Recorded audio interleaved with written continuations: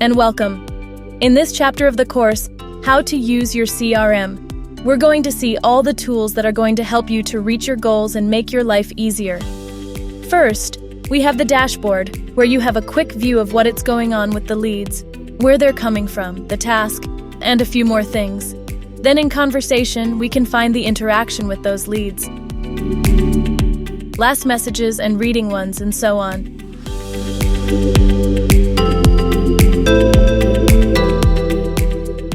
In calendars, we can see appointments with all or selected part of the members.